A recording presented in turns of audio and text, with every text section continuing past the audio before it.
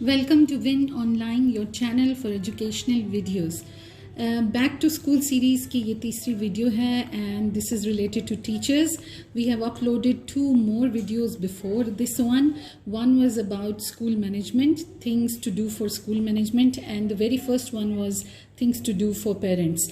अगर आपने वो दोनों नहीं देखी हैं तो प्लीज़ उनको देखिए. और this one is for teachers.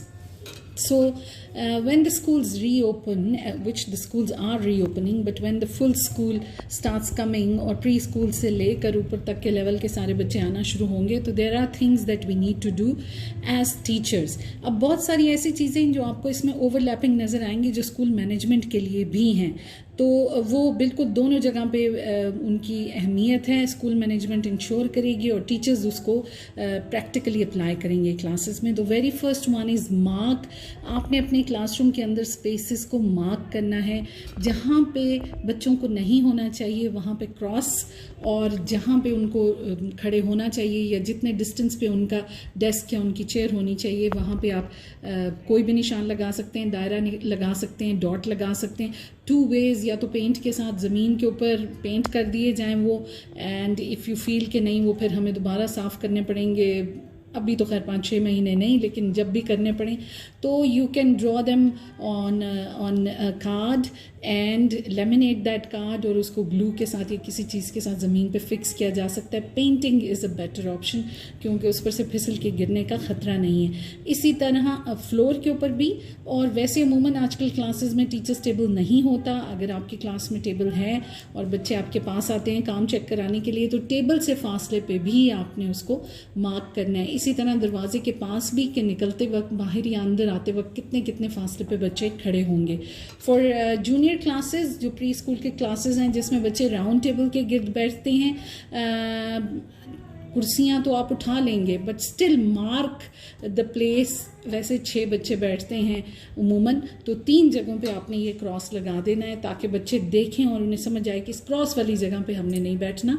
तो नेचुरली जो सोशल डिस्टेंस है वो मेंटेन हो जाएगा. डिसइंफेक्टेंट की जगह कहाँ पे होगी आपकी क्लास में और उसको कब कब और कैसे यूज़ करना है, this is what you have to ensure, और ये रूल आपने बनाना है. इसी तरह क्योंकि अब अल्टरनेट डेज पे बच्चे आ रहे हैं तो हमारे पास ये जगह क्लासरूम्स में अब होगी कि बैग्स बच्चे क्लासरूम में एक ख़ास एरिया में रख दें, तो वहाँ पे भी मार्क कीजिए कि कितने कितने डिस्टेंस पे बच्चों ने अपने बैग्स रखने हैं अगर वो अपनी चेयर्स पे नहीं रख रहे. Please no sharing whatsoever. कोई पेंसिल, पेन, किसी किस्म की कोई चीज़ बच्चों ने शेयर नहीं करनी, एक दूसरे के साथ मिल के इस्तेमाल नहीं करनी, बुक्स शेयर नहीं करनी.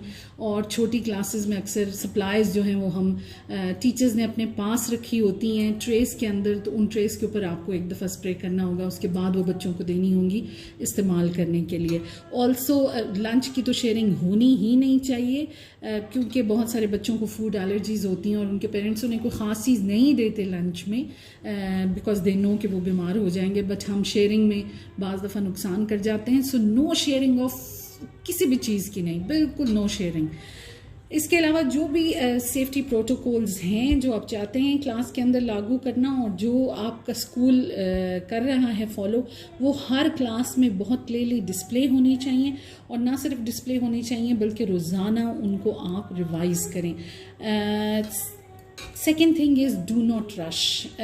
एक चीज़ पे आप 100% श्योर हो जाएं कि ये जो लंबी सारी छुट्टियां थी इनमें बहुत सारे पेरेंट्स को और सबको टीचर्स की अहमियत का बहुत अच्छी तरह पता चल गया. एंड एवरीबडी नाउ नोज़ कि स्कूल में टीचर्स क्या कुछ करते थे बच्चों के साथ, और इसलिए अब आपको ये नहीं सुनने को मिलेगा कि आप करवाते क्या हैं सारा दिन, क्योंकि ये सारी बातें सब पर बहुत अच्छी तरह से वाज़े हो चुके हैं. सो प्लीज़ जो ही बच्चे आएँ, यू आर एंक्शियस, आप अपना कोर्स कवर करना चाहते हैं एंड आपको पता है कि बच्चों का हर्ज हुआ है, but please do not rush. सबसे पहले बच्चों की दिमागी सेहत, उनका जहनी सुकून और उनका एतमाद बहाल होना ज़रूरी है.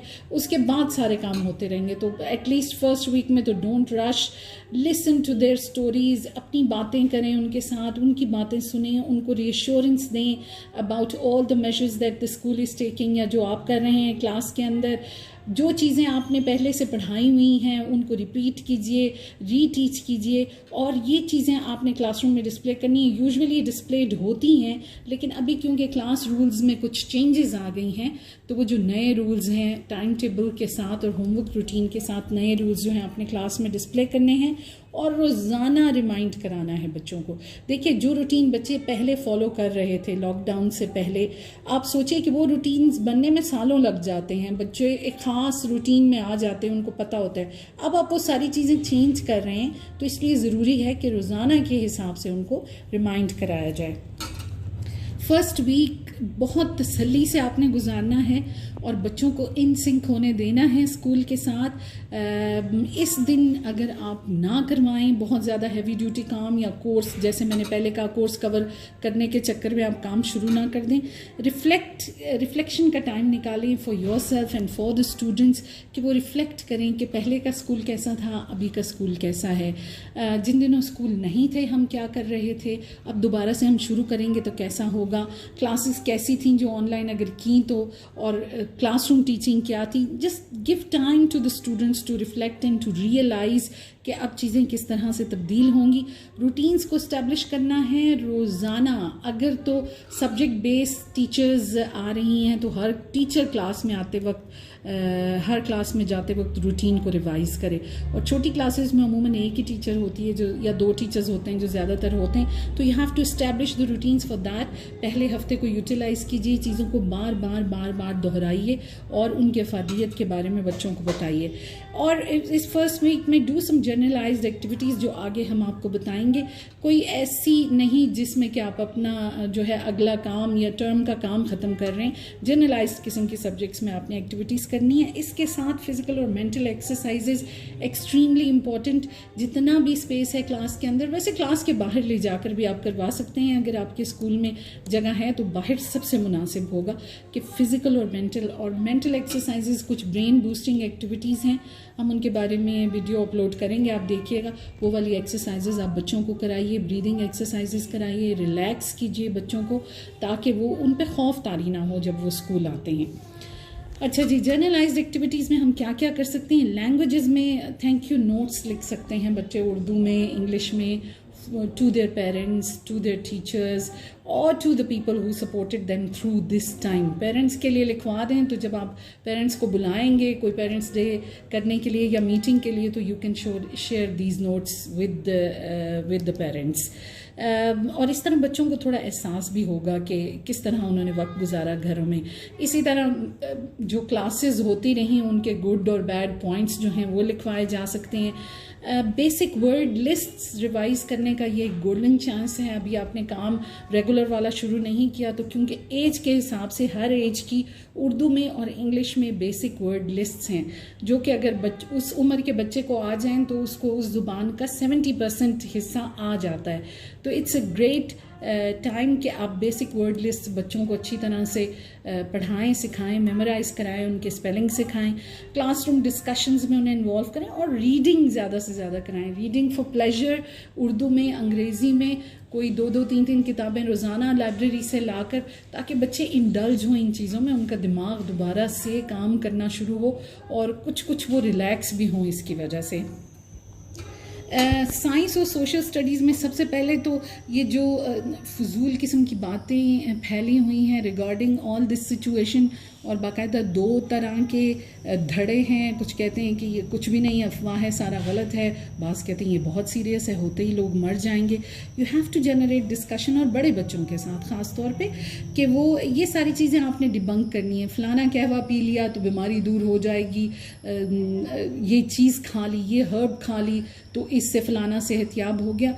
ऑल दीज थिंग्स आपकी ज़िम्मेदारी है एज़ टीचर्स कि आप बच्चों को समझाएं, और यही नॉलेज आपके थ्रू घर वालों तक पहुंचेगा।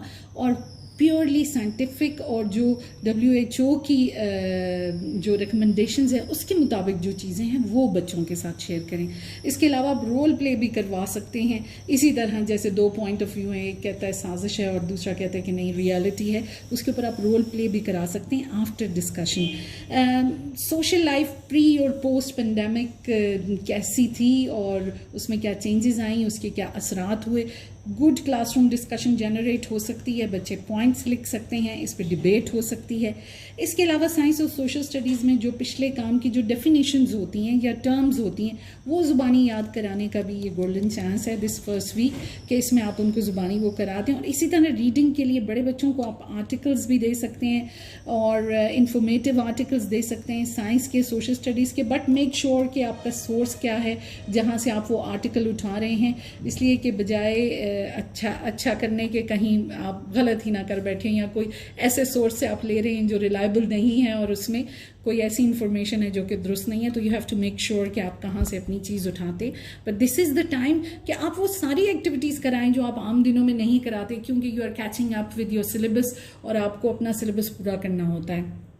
मैथ्स में इवन ग्रेड 5 तक 6 तक टेबल्स रिवाइज करने का this is a golden chance कि वो बहुत आप ड्रिल कराएं, रोज़ाना 2-2 3-3 टेबल्स दें और उसको रिवाइज करें। मेंटल मैथ्स की एक्सरसाइजेस करवाएं, वो इस तरह जो फिजिकल और मेंटल एक्सरसाइज का जिक्र किया था वो इसके लिए भी फ़ायदेमंद होगी, तो मेंटल मैथ्स आप करा सकते हैं। नंबर गेम्स होती हैं, सुडोकू मैंने एक लिखी है यहाँ पे, this is a great game, आप पूरे एज वन ग्रुप भी उसको क्लास में खेल सकते हैं। And then go over the basic concepts, जो भी बेसिक कॉन्सेप्ट हैं उस ग्रेड लेवल के, you can go over those concepts and give plenty of exercises to the students to do.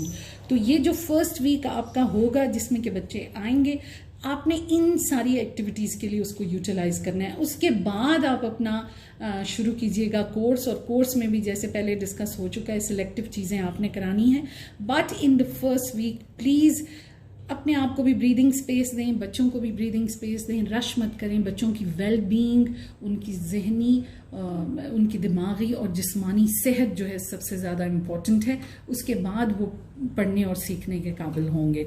और एक पॉइंट जो आपने याद रखना है, ये ओवरऑल टीचिंग के लिए भी है लेकिन ख़ास तौर पे आजकल के दिनों के लिए है, कि prior proper planning prevents poor performance. जब भी आपने ये आप 6 P's जो हैं आपने याद रखने हैं टीचिंग के लिए हमेशा, कि अगर आप पहले से प्रॉपरली आपने चीज़ें प्लान की हों तो कभी भी नाकामी का ख़तरा नहीं होता, अनलेस के खुदा न खास्ता कोई बहुत बड़ा फैक्टर आ गया है और नाकामी हो गई है। So you have to plan in advance, decide आपने क्या करना है और किस तरीके से करना है बच्चों के साथ, क्योंकि अभी शायद पहले से ज़्यादा ज़रूरत है हमारे क्लासरूम को, हमारे क्लासरूम के टीचिंग लर्निंग प्रोसेस को मॉडिफाई होने की और ज़्यादा मीनिंगफुल बनने की। That's all for today. Thank you so much. Please subscribe to our channel, like, share and comment. Thank you.